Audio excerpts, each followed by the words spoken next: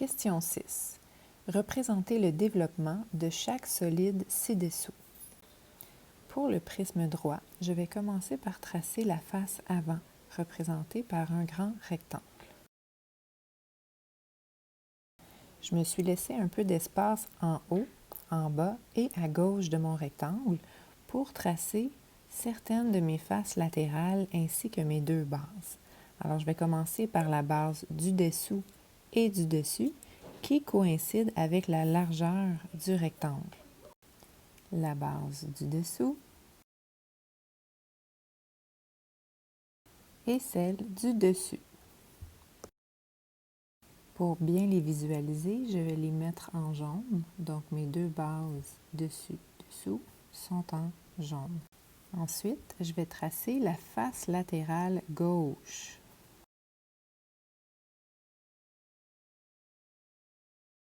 Il est important de s'assurer que la largeur de la face latérale est la même que celle de la base ici, puisque ces deux segments se toucheront lorsque l'on replie le développement.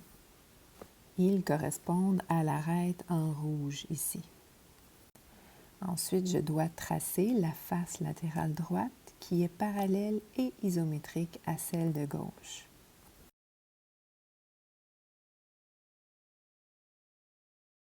Et finalement, il ne me reste qu'à tracer la face arrière qui est parallèle et isométrique à la face avant, qui était la première que j'ai tracée.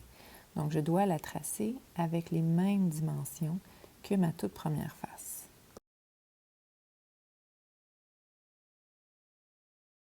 Voici le développement final de mon prisme droit. Pour le prisme régulier, rappelons-nous que les bases du prisme, dans ce cas-ci des triangles, doivent être des polygones réguliers avec tous les côtés égaux. Des triangles dont tous les côtés sont égaux, ça s'appelle des triangles équilatéraux. Donc, sur mon développement, je devrais m'assurer de dessiner deux triangles équilatéraux.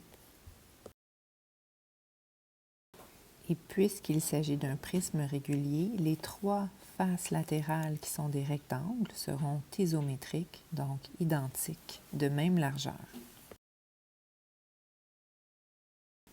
Voici le développement final du prisme régulier à base triangulaire.